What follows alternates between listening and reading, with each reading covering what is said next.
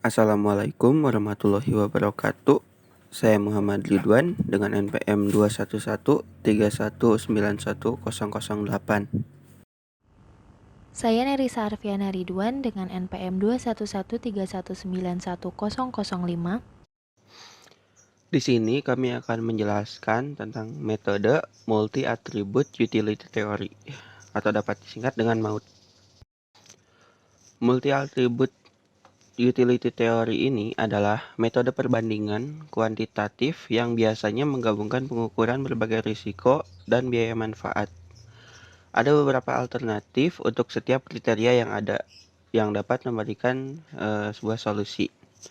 Perkalian dilakukan untuk menentukan skala prioritas yang telah ditentukan, guna menemukan opsi yang sesuai dengan keinginan penggunanya. Sehingga hasil terbaik dan terdekat dari pilihan tersebut akan diambil sebagai solusi. Jadi, pada hasil perhitungan multi-attribute utility theory ini akan menyediakan beberapa pilihan yang nantinya akan disesuaikan dengan kebutuhan dari pengguna itu sendiri. Dalam cara kerjanya, metode ini akan menggunakan nilai antara 0 sampai dengan 1, yang dimana 0 ini adalah angka yang menunjukkan hasil yang terburuk, dan untuk angka satunya akan menghasilkan hasil yang terbaik. Pertama, kita akan menentukan nilai bobot dalam setiap kriterianya. Dalam metode MAUT, total bobot dari WI adalah 1. Di sini ada rumusnya, di mana keterangannya adalah WI adalah bobot relatif kriteria ke X, I adalah indeks untuk menunjukkan kriteria, dan N adalah jumlah kriteria. Lalu ini adalah nilai bobot yang kami gunakan, ya, di mana yang pertama ini dalam harga itu 0,4, di rating 0,3, dan fasilitas juga 0,3. Yang dimana apabila ini dijumlahkan maka hasilnya adalah 1.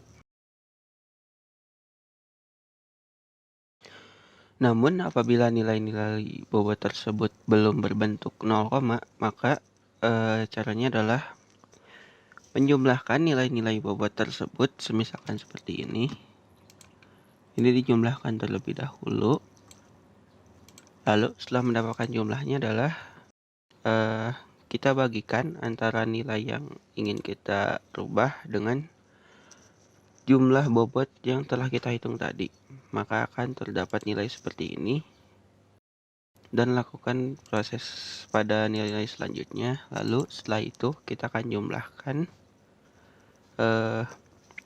nilai-nilai yang telah dirubah tadi, maka hasilnya akan menjadi 1. Lalu di sini terdapat tabel di mana terdapat alternatif dan juga kriterianya.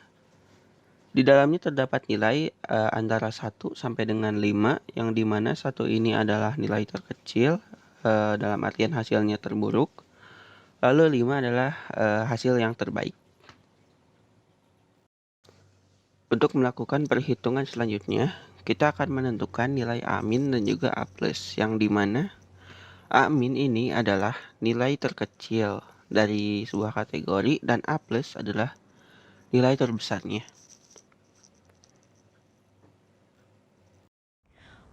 Selanjutnya yaitu menentukan nilai matriks normalisasi untuk setiap atributnya. Nah, dengan menggunakan rumus berikut. Di sini ada UX merupakan nilai utilitas dari setiap kriteria alternatif ke X. Nah, sedangkan XI plus itu merupakan nilai maksimal atau bobot terbaik dari kriteria di alternatif kesekian. Lalu X-min merupakan nilai minimal atau bobot terburuk dari kriteria alternatif ke X, dan juga X yaitu merupakan nilai kriteria dari setiap alternatif. Untuk menentukan matriks normalisasi, yang pertama, pada alternatif pertama yaitu villa rumah kita di kriteria pertama yang berjumlah 5 dikurangi dengan nilai minimalnya yaitu 1, lalu dibagi dengan nilai maksimal 5 dikurangi dengan nilai minimalnya yaitu 1.